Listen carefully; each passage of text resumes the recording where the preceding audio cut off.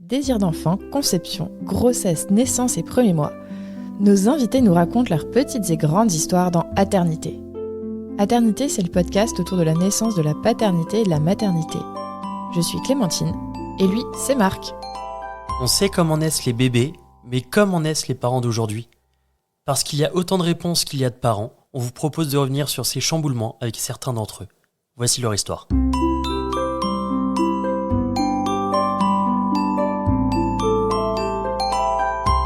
Précédemment, dans Aternité. Nous avons parlé de notre rencontre, de notre aménagement, de notre mariage, la répartition des tâches dans notre couple et de notre envie de faire un enfant. Et alors du coup, comment vous l'avez appris ? Alors comment, plutôt, toi Manon, tu l'as appris cette grossesse ? Eh bien, étonnamment, alors que j'étais très à me surveiller dans l'attente, tout ça, eh ben, j'ai juste pas eu mes règles. Ouais. À bout d'un moment, je voulais plus regarder. J'étais là, en fait, c'est bon. Et puis, je me suis dit, peut-être que je suis enceinte. J'ai capté ça un jeudi et je me suis dit, non, je vais pas faire le test en semaine parce que j'ai pas envie d'être là-dedans, dans le boulot, le soir, machin. Et t'as réussi à attendre ? Ouais. Oh my God. Ouais, j'étais assez... parce que j'avais aussi peut-être le risque d'être déçue. Donc en fait, c'est que si jamais ça avait pas marché, je voulais pas non plus être déçue là-dessus.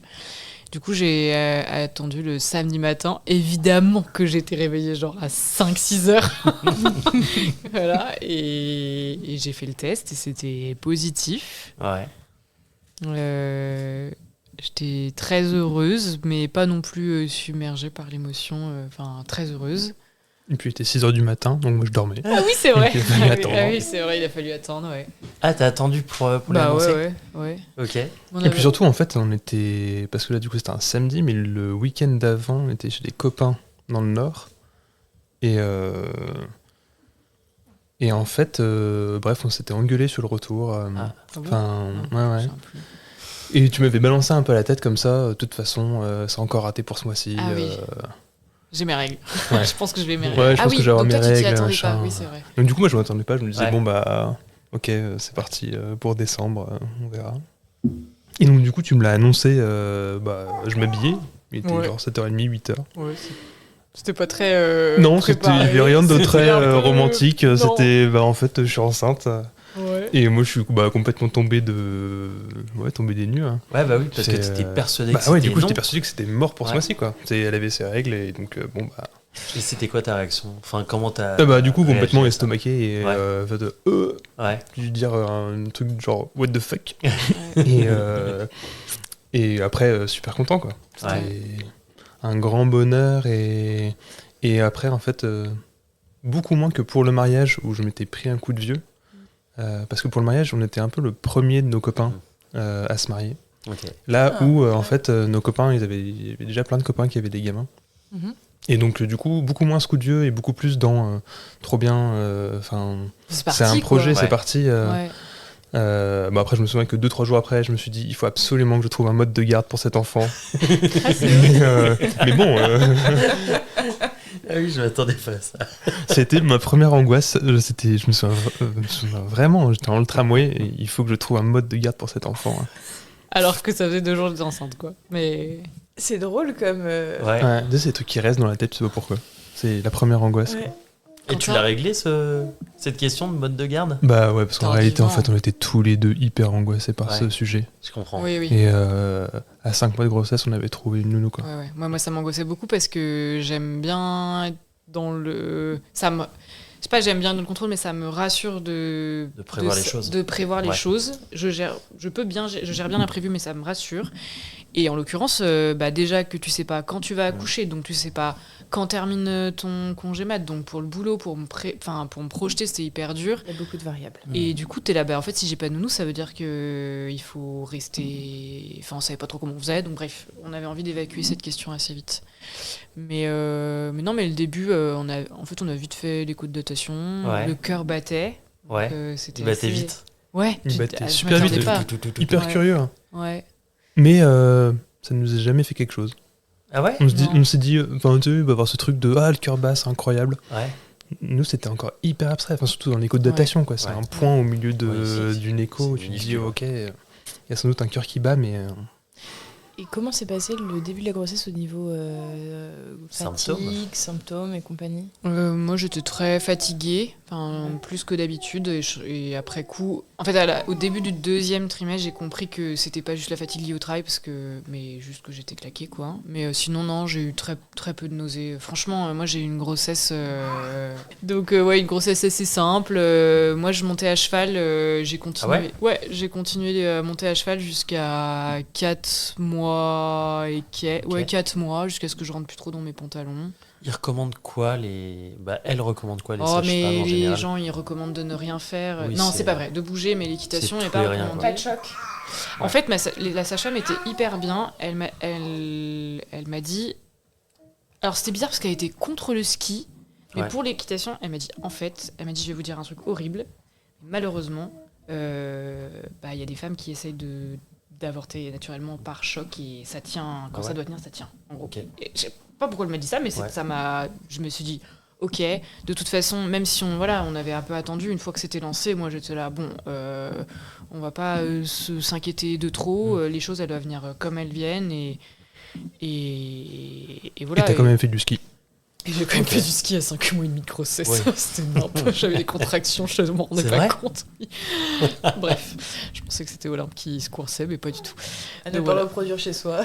Bah, le si, parce qu'en ski à la fait, parce que ça m'aurait frustrée. Ouais, donc en je fait, comprends. sur le moment, je l'ai senti et c'était ok. Et là-dessus, Quentin, t'étais hyper bien parce que t'as jamais formulé d'inquiétude particulière.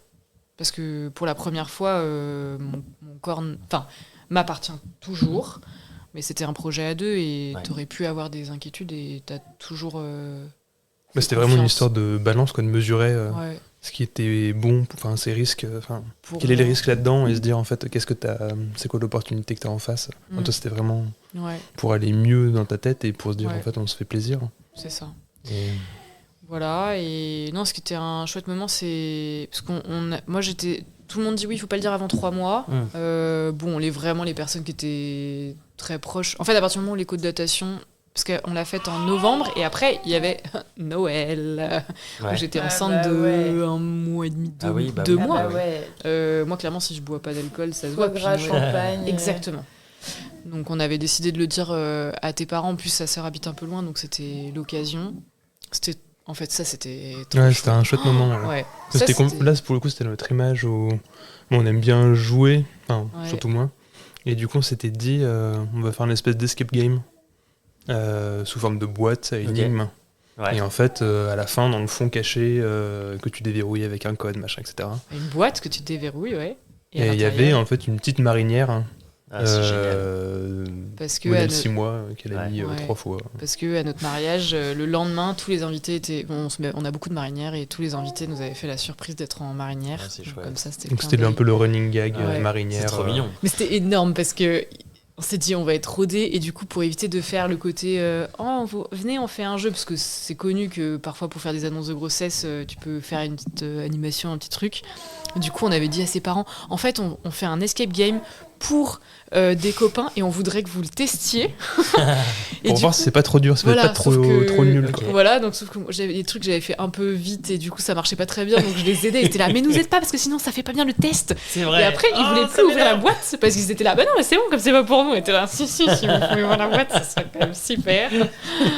Voilà, et c'était bien rigolo, on a réutilisé le même escape game pour mes parents et ça a bien marché aussi. Et ce que je trouvais chouette, parce que pour notre mariage, on avait fait une annonce assez simple, mais c'est que moi j'avais envie on les voit réagir et qu'ils captent, quoi. Et donc c'était un beau moment. Donc voilà. Et après, 2e trimestre, moi, hyper bien. Franchement, j'ai pas été embêtée. Ouais.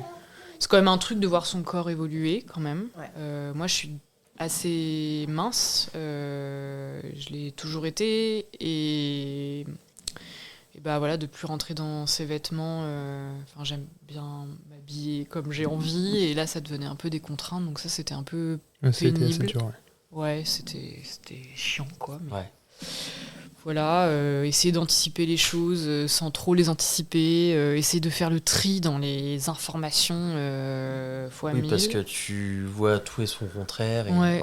C'est ça. Là où j'étais contente d'avoir écouté finalement les podcasts, c'est que du coup j'avais beaucoup d'infos et j'avais déjà, je pense, été capable de... Je parle beaucoup pour moi parce que c'est vrai que c'est mon corps, l'accouchement et tout ça, mais je m'étais déjà un peu fait une idée de ce que j'avais envie, donc je savais que j'avais envie de tester un accouchement plutôt sans péridurale. Ok. Ouais, et puis il a fallu, moi, que je monte à bord dans le projet aussi, au bout d'un moment. Parce que du coup, Manon, ayant été hyper informée sur le sujet, et moi, vraiment pas du tout. À part dans les films, quoi. C'était le niveau 0 de l'éducation du truc. C'est à peu près et ça. donc, du coup, bah ouais, il y a forcément la BD. La BD La BD, l'accouchement en BD. Hein. Ah ouais, la naissance. La naissance en BD. La naissance en BD. Lucie Gomez. Oui, Ouais. bien sûr. Qui est une super porte d'entrée, en fait. Ouais. Pour découvrir ce que c'est, les effets sur le corps de la femme, les hormones, comment tout ça se passe. Et puis on a été accompagné par une super sage-femme aussi qui m'a bien permis de me monter à bord. Et puis du coup, on a Manon et moi je t'accompagnais. C'est vraiment être en support dans ce projet physio, t'accompagner, te dire que oui, tu pouvais le faire, et toute la grossesse, en fait. Et ouais, c'était important. Tous les rendez-vous, t'étais là parce que ça te concernait autant et qu'il fallait pas qu'il y ait de filtre. Et ça, c'était aussi moi, c'est un peu un choix engagé. C'était... de la même manière qu'il y avait la répartition des tâches, j'avais aussi beaucoup lu sur l'implication des pères après. Et c'est pendant la grossesse... C'est le démarrage. Voilà. C'est ça. Et c'est pendant la grossesse qu'on a pu aussi parler de tout ça, se dire comment est-ce qu'on allait faire après. Justement, sur le mode de garde, on peut peut-être en parler maintenant, mais moi, j'avais entendu des témoignages, notamment dans les pays du Nord, où en fait, du coup, le père a un temps seul avec l'enfant, ce qui fait que le père peut aussi devenir, à un moment donné, le parent référence, quoi. Ouais. En gros, quand le gamin tombe, il dit pas que maman, il dit aussi papa, quoi. Et sauf qu'en France, aujourd'hui, c'est pas possible. Parce que t'as le congé maternité. Déjà, on a un peu plus de congé paternité, mais pas plus. Et donc, les deux sont extrêmement courts déjà, en plus. Ouais. Voilà. Ouais, clairement. Donc, j'ai amené ce sujet-là sur la table. Ouais, au cours du 2e mois de grossesse, je pense. Ou même peut-être dès le 1er. Je pense que c'est intéressant que tu racontes comment tu l'as perçu. Je me souviens plus bien, mais je me souviens qu'assez rapidement... au début, je pense que j'ai pas dû trop comprendre et je voulais reprendre c'était quelque chose qui m'effrayait, je pense, un petit peu de quitter le boulot, de lâcher les collègues, un peu ce côté hyper investi aussi dans le boulot. Et c'était un boulot que j'aimais énormément et qui me passionnait vraiment. Les abandonner. Ouais, ou plus de quitter quelque chose qui m'intéresse en fait. Okay. Ah oui, Après, j'aimais bien mes collègues, mais c'était vraiment quelque chose qui m'enrichissait énormément. Et je me disais, en fait, je vais lâcher le pied là-dessus. Je comprenais pas bien, mais parce qu'en fait, tu peux pas comprendre. Donc, mais du coup, on a eu cette discussion quand même. Là, un peu rude quand même. Un peu rude à se dire, ouais, mais en fait, c'est important que tu. Ah oui, moi, j'étais pas. J'étais là. En fait, c'est de l'inégalité. Moi aussi, je vais devoir lâcher mon boulot. En fait, là, et surtout, je disais, c'est la première fois. Je disais, dans notre couple, on peut être 100% à égalité, le fait qu'on soit homme-femme. Jusqu'au jour où on aura un enfant. C'est là où ça va être la galère. Parce que c'est là où ça va se le créer. Et typiquement, là, c'était... En fait, toi, t'as le choix de pouvoir faire passer moins de temps. Et moi, j'aurais pas le choix que de me retrouver seule. Je crois que déjà, en tant que femme, t'as 6 ou 8 semaines obligatoires. Voilà, c'est ça. Et surtout, t'es seule. Et moi, c'était une vraie angoisse. Donc, c'est pour ça que je pense que je recevais mal le fait de... non, en fait, je veux pas. Ouais, et puis après, du coup... donc, il y a eu cette discussion un peu... rude et... Mais toujours pareil, ça permet de faire un cheminement, une première étape. Et du coup, je me suis un petit peu renseigné. On a entendu parler du mois d'or, etc. Et on s'est dit, en fait... C'est quoi le mois d'or ? C'est vraiment le premier mois après la naissance. Okay. Et où... c'est surtout dans certaines cultures. Alors, je ne saurais pas te redire dans quelle culture c'est. Ou si c'est bien un truc comme ça, je vois Manon qui me regarde avec des gros yeux. Non, j'en sais pas plus, je saurais pas dire. Mais enfin bref, c'est vraiment le fait d'être... l'enfant, la maman qui s'occupe de l'enfant, le père qui est aussi... c'est vraiment cette vie à trois, cette vie parent-enfant dans une bulle. Okay. Et en fait, ça m'a vachement parlé tout de suite. Je me suis dit, mais oui, en fait, c'est les premiers jours, on va découvrir ce que c'est, que la parentalité. on va découvrir notre petite fille. Et ça dure un mois, parce qu'au début, tu ça dure voulais un mois. scinder le congé paternité. C'était ça. En fait, ils voulaient faire d'abord 15 jours, retourner bosser et revenir plus longtemps. Et moi, j'étais là. En fait, non, parce que là, pour le coup, j'avais entendu les 200 épisodes et ton témoignage avant, et j'avais bien entendu que, en fait, c'était chaud le premier mois, et du coup, j'acceptais pas qu'ils partent. Et pour une fois, je voulais pas faire de concessions là-dessus. Ah ouais, et ça, c'est vrai que on se l'est un peu imposé. Hein. Ouais. Et moi, j'étais d'accord pour se dire, bah ok, go. Et finalement, c'est transformé en. Enfin, je me suis dit, mais en fait, un mois, qu'est-ce que ça veut dire? Au bout d'un moment, je me suis dit, mais en fait, c'est beaucoup trop court. Ouais. Et en fait, du coup, ça a duré 6 ou 7 semaines. Mm. Et après, ça fait les 2 mois ensemble, au final. Et après, Ça, moi, c'est bien. dans mon cheminement, je me suis dit, mais en fait, je sais plus dans quelle BD, c'était une autre BD que j'ai lue avec des journalistes. Je sais plus. Bref, une autre BD où, en fait, j'ai pris conscience que moi, ce qui me faisait vraiment envie, c'est de pouvoir partager du temps avec cet enfant, mais seul avec cet enfant. Et donc, on s'est dit, bah, en fait, super, va y avoir ces 6 ou 7 semaines ensemble, vraiment à 3, pour vraiment apprendre à découvrir ces premiers moments, vraiment s'émerveiller ensemble, et puis surtout apprendre cette nouvelle vie. Manon qui ensuite prend les 2-3 semaines de fin de congé mat, et moi du coup qui prend, du coup ça dure 2 semaines, seul avec Olympe. Pendant 3 jours, on prenait le boulot. Mais là, on passe un peu après la naissance, mais c'est juste pour dire que pendant la grossesse, ça a été... On avait déjà tout processé, les congés étaient posés bien avant, on savait exactement ce qui allait se passer. Toujours dans ce truc de on prévoit vachement tout ce qui doit se passer pour pas qu'il y ait de surprise. Oui, et puis surtout on en parle pour que ce soit ok pour tous les deux dans notre couple. Et ça va dans la continuité de ce qu'on s'est dit avant. Quoi. Et puis aussi ce qu'on avait processé, c'était de se dire qu'on allait tous les deux passer à 90%. Oui. Pour faire un mercredi sur 2 avec elle. Ok. Et ça, on le savait dès la nounou, donc dès le 4e mois, on s'était dit, en fait, c'est ça qu'il nous faut. Voilà, et donc on peut chercher une nounou qui travaille pas le mercredi, etc. etc. Donc c'est pour ça que ça a été surtout ça les premiers temps. Et puis après, chercher le matos, tout ça. Moi, j'ai continué à faire ma vie. Enfin, j'ai un boulot, j'anime beaucoup d'ateliers un peu partout dans Lyon, les alentours, donc j'ai continué à bouger pas mal. J'étais bien, jusqu'à... J'ai fait à l'écho du 3e trimestre. Ah, peut-être avant, on peut parler du fait qu'on a voulu connaître le sexe. Ouais, vous avez voulu... De base, on est très tradis dans ce qu'on fait. Hein. On se marie, machin, avant d'avoir des enfants. Moi, je sais pas pourquoi j'avais ce truc, mais depuis tout petit, quoi. De me dire, en fait, je veux que ça soit une surprise. Enfin, je veux pas savoir, en soi, ça m'intéresse pas forcément. Et j'avais ce truc-là depuis, je pense, vraiment tout petit, quoi. Et j'avais réussi à te convaincre que finalement c'était pas forcément nécessaire et puis non, c'est que moi aussi j'avais cette idée parce que je m'étais dit de toute façon avoir une fille ou un garçon ça ne changera rien et dans mes convictions féministes et voilà dans mes convictions féministes ça m'allait bien et au final moi j'avais du mal à me projeter vraiment toute ma grossesse et même après la naissance d'Olympe je dis pas que j'ai pas attaché, mais en fait, tu connais pas la personne, donc, qui est en toi, donc. C'est fou que ce soit si important le genre d'une personne comme ça. Non, ça l'était pas. Ça ne voulait pas l'être. Dans la projection. Et oui, c'est ça. Mais c'est qu'au bout d'un moment, j'ai fini par me dire, mais en fait, c'est pas grave. Et de tous les cas, on est dans une société qui aujourd'hui est genrée, donc de toute façon, qu'on ait une fille ou un garçon, même si moi je ne veux pas.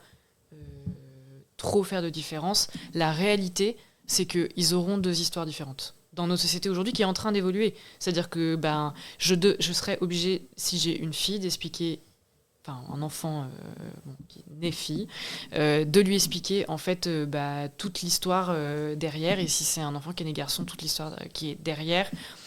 Et voilà, ça sera pas la même histoire dans tous les cas. Peut-être que dans 40, 50 ans, ça sera bon et ça sera égalité, mais... Et ce qui fait que du coup, on a décidé de... Ouais, dans l'écho du 2e... Voilà, et que j'ai dit, moi déjà, l'accouchement, c'est déjà une énorme surprise. Ouais, on n'a pas besoin d'avoir une surprise bis. En vrai, pas besoin d'avoir une surprise bis, alors qu'on pourrait profiter d'avoir une surprise... Parce que je trouvais ça long, moi, les premiers mois, le corps, il sort pas, le ventre, ça sort pas, tu sens pas le bébé bouger, tout ça, ça prend du temps. Moi, j'ai trouvé les 4 premiers mois hyper longs. Après, ça s'accélère, mais donc je crois que ça me faisait moi aussi plaisir d'avoir ce petit truc pour. Et puis on n'avait pas de prénom de garçon. Oui. Ah ouais, en plus. C'était ça Donc la c'était galère. l'angoisse en fait. On n'avait C'était pas de Olympe. prénom, mais pas du tout. Ouais. De prénom de c'était garçon. intime, Ouais. non Bah ouais, oui, peut-être. Et en même temps, moi, du coup, comme on n'avait pas de prénom de garçon, moi, je me projetais de plus en plus dans un garçon parce que tu sais, tu testes plein de prénoms dans ta tête Ouais. et Ah ça oui, laissait d'accord. pas de place à une éventuelle petite fille. Ouais, et donc, alors, dont on avait choisi le prénom. Et voilà, preuve, c'est que, en fait, on savait. On savait rien du tout, mais on était très heureux d'apprendre que ce serait Olympe. Prénom que tu avais en tête depuis que tu avais 15 ans. Donc, Ah ouais C'est mais venu tu d'où ne m'avais jamais dit. Que j'ai découvert. Bah, c'est venu Gardez de. la surprise. Tu sais, ce truc de. Moi j'étais assez fan d'histoire, de mythologie, de choses comme ça. Et j'avais toujours trouvé ce prénom hyper classe. Ouais. Et puis en plus, c'était un prénom mixte. Après, Oui, c'est vrai. on s'est rendu Oui, on l'a compte su qu'en après. fait. Et en plus, c'est arrivé la même année que les Jeux Olympiques. Ça, on s'en est rendu Ça, on s'en compte est rendu après compte, ouais. un bébé prévu le 8 août, c'est-à-dire pendant les Jeux Olympiques. Mais oui, mais moi, je pensais que c'était Olympe en Ah petit non, clin pas du d'œil tout, non. aux Jeux Non, non, Olympiques. non, non, non, pas du tout. Pas du tout. ouais. Non, non, et Non, tu te dis, c'est dingue quoi. À 14-15 ans, Ouais, d'avoir c'est cette idée de dingue. prénom et Ouais, c'est vrai. t'as un gosse quand c'est les Jeux Olympiques en France. Ouais. Et moi, c'était pas des sonorités particulièrement qui me parlaient. Enfin, j'avais pas tellement d'idées, mais j'avoue que Olympe de Gouges, je me suis dit, bon, allez, ça nous c'est une parlait belle aussi, référence, ouais. ça me parle. Et voilà, donc ça s'est passé comme ça. Et jusque voilà, à l'écho du 3e trimestre, où là, en fait, elle a vu que mon col était un petit peu ouvert. D'accord. Et du coup, cette écho, elle était trop bien, cette sage-femme. Elle nous a pas du tout inquiétés, mais elle nous a dit, bah. Là, ça serait bien d'aller à l'hôpital. Enfin, là, vous allez monter aux urgences. À la maternité. À la maternité. Peut-être qu'ils vont vous garder. Je me souviens qu'elle nous avait dit ça. Elle nous a dit peut-être qu'ils vont vous garder, donc vous affolez pas, mais prévoyez. Attends, mais on est en train de squeezer. J'étais déjà en arrêt, là. Non. J'avais déjà les contractions.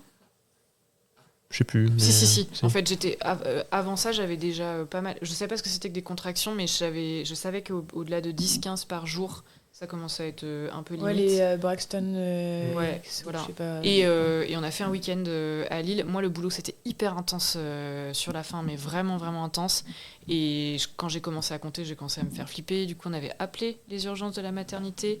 Ah, t'as raison. Voilà, qui m'avait dit prenez du Spasson.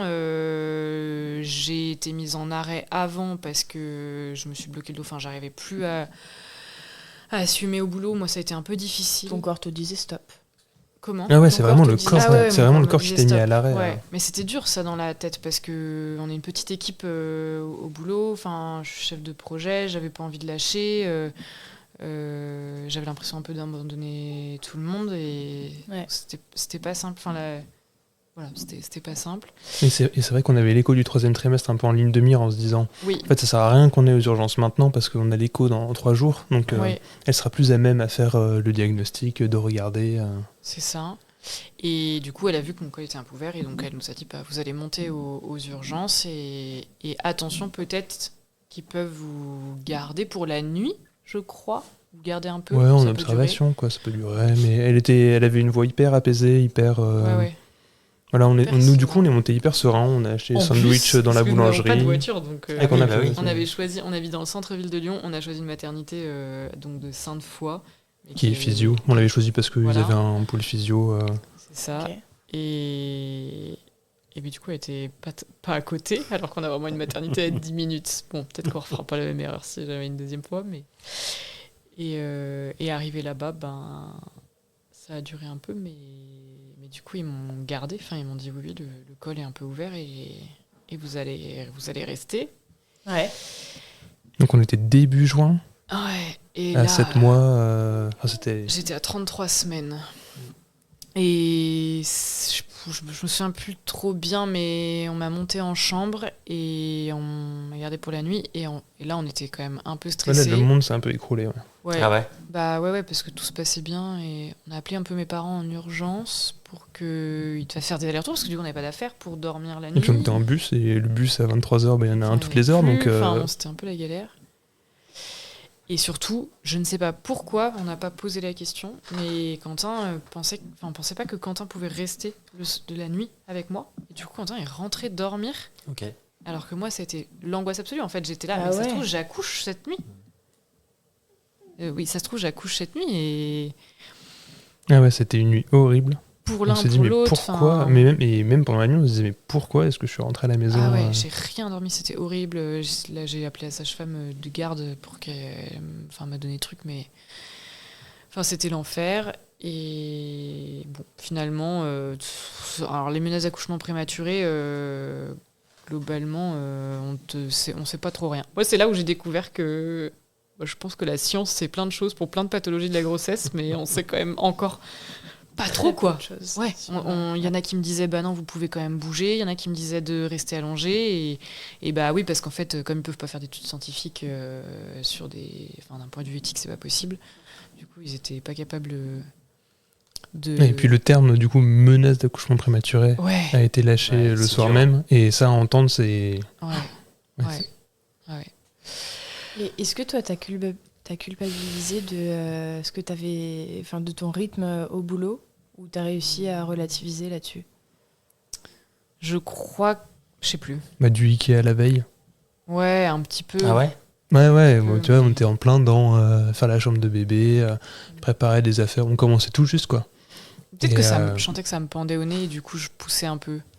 Ouais, mais il y avait un peu ce truc de vas-y, on prend l'espace fond et tout ira bien, quoi. J'avais pas envie de le voir. Je suis quelqu'un de plutôt actif, j'attendais qu'une chose, c'était d'être en congé mat, ça allait être le début de l'été pour en fait faire plein de trucs que je savais que j'aurais pas le temps de faire une fois qu'Olympe serait arrivé. Ouais. Moi j'adore coudre, j'avais envie de coudre plein de trucs, j'avais une to-do list énorme en me disant ah mais enfin je vais avoir tout ce temps-là et ça m'est passé sous le nez avec l'inquiétude. Et puis surtout, du coup, t'es rentré à la maison au bout de 3 nuits. Ouais, ah oui, quand même. Hein. Ouais, j'y ai passé un bout de temps, ouais. Mais alors que pourtant, ils m'ont rien injecté, rien, ils m'ont gardé en observation. Après, j'ai quand même beaucoup dormi quand j'étais à l'hôpital. Après, les nuits d'après, Quentin est venu, il bossait la journée et il venait le soir. Franchement, ma mère, mes tantes sont passées, j'ai une copine qui est passée, franchement, trop chou, tout le monde s'est organisé, a voulu essayer de me mettre au crochet, bref. Voilà, mais... Donc, et après, je suis rentrée à la maison, et donc 33 semaines, et j'étais là, allez, il faut que je tienne jusqu'au 37. On m'avait dit 35, je savais que, vraiment, tu peux naître prématuré, mais ça va. Ouais, 33, c'était un peu tôt, quoi. On comprenait que c'était un peu tôt, que c'était OK, parce on a des potes médecins, et ils nous disaient, t'inquiète pas, j'ai demandé à des copains gynéco, des copines gynéco, ils disent que c'est OK, les bébés sont complètement viables. Oui. Ouais. Donc ça nous rassurait, mais pour autant, on se disait... Ils sont pas terminés. Voilà. C'est ça. Et la sage-femme échographiste qui nous avait envoyé aux urgences, elle nous avait bien dit, vous savez, plus un bébé sort tard, mieux il est après, quoi. Donc, et donc j'ai pas culpabilisé de mon mode de vie avant, mais par contre, j'ai vraiment dû m'astreindre à rester couchée pendant les 4-5 semaines. Sur ces consignes en me disant ok, parce que si jamais il se passe un truc, je risque de culpabiliser derrière, que si jamais, mais même pour des petits trucs, je sentais que si jamais j'accouchais plus tôt, alors que ça se trouve ça aurait été l'histoire, mais et qu'elle dormait pas bien, j'aurais été capable de me dire que c'était ça, voilà, donc je me suis vraiment astreinte à ça. Bon, c'était pas rigolo, mais non, moi t'as vécu. C'est bien passé, ça s'est passé. Comme quoi, mais à Lyon, dans la fournaise de juin. Ouais, bon, ça s'est passé. Et tu restais du coup allongé Ouais, je trichais avec moi-même. Okay. Des fois, j'allais faire un peu de couture assise, mais bon. Ouais. Non, je restais. Par contre, ce qui a été difficile, c'est que... Parce que du coup, par contre, t'inquiète qu'à 37 semaines, alors là, en plus, pour un accouchement physio, il faut bouger, en fait, il faut rester mobile. Et que je sentais que je perdais complètement en muscles. Moi qui ai toujours été fine et je peux manger n'importe quoi sans prendre un gramme, là, en fait, une des occupations, c'était aussi un peu de manger. Donc d'un coup, j'ai pris... alors ça se voyait pas, hein, mais moi, je le savais, je le sentais, j'ai pris beaucoup de kilos. Beaucoup de kilos. Plus que... Ça, plus l'activité physique, rien que faire 100 mètres, c'était compliqué, je la sentais basse. Donc voilà. Et donc à 37 semaines, je me suis dit, j'arrive pas trop à marcher, mais je vais à la piscine. On habite à côté de la piscine du Rhône, donc j'ai passé ma vie à la piscine, à essayer de marcher au max. Je suis remontée sur mon vélo. Ouais. Donc là, j'ai recommencé un peu. Ouais, une vie active pendant le dernier mois. Ouais. Où là, tout était cool, quoi. Enfin, Oui, cool. Bah, c'est chiant. Franchement, à la fin de la grossesse. Enfin, moi, j'ai pas adoré du tout être enceinte. Enfin, c'était pas dérangeant sur les premiers mois, mais c'est pas le truc dans lequel je me suis épanouie le plus. Enfin, là, maintenant que Olympe, elle a 9 mois, et je sens que je suis vraiment sortie de cet épisode de grossesse. Ouais, je suis mieux comme ça, quoi. C'était pas une tannée, mais je suis mieux comme ça. Et alors, quand est-ce que vous avez su que c'était pour bientôt ? Ah bah on n'a pas su. on n'a pas su. Ah mais moi je ouais savais, j'étais là, menace d'accouchement prématuré, et bien je me dis non mais de toute façon ça finit toujours en déclenchement. Pourtant j'ai fait de l'acupuncture machin et tout, j'étais là, je suis sûre que ça va finir comme ça. Ouais. Et d'ailleurs j'en voulais pas parce que je savais que déclenchement C'était incompatible, quoi. Bah égale contraction laisse tomber, que du coup ça d'espace et hormones pas du tout alignées, et donc on avait rendez-vous. On a raté le rendez-vous. On nous avait dit ouais, il faut bien appeler un jour avant le terme pour prendre rendez-vous pour le jour même. Et en fait, je sais pas pourquoi, on n'a pas appelé, quoi. Oui, bon, on a appelé le jour même pour. Ils nous ont dit bon, bah vous venez dans la demi-heure. Ouais. Et du coup, c'était le jour du terme, c'était le 7 août. On est monté à la maternité. Parfait. Est-ce que vous êtes ressortis de cette maternité à 2 ? Non, non. Et bah alors, on finira cette histoire dans le prochain épisode, du coup. Parce qu'après, ça va être l'accouchement. Oui, tout à fait. Tout à fait, c'est exactement ça après, qu'on va faire. À la fin de une grossesse, on accouche. Ok, du coup, on s'arrête là pour aujourd'hui. On se dit à la semaine prochaine pour la suite. Bisous. Bisous. Ciao.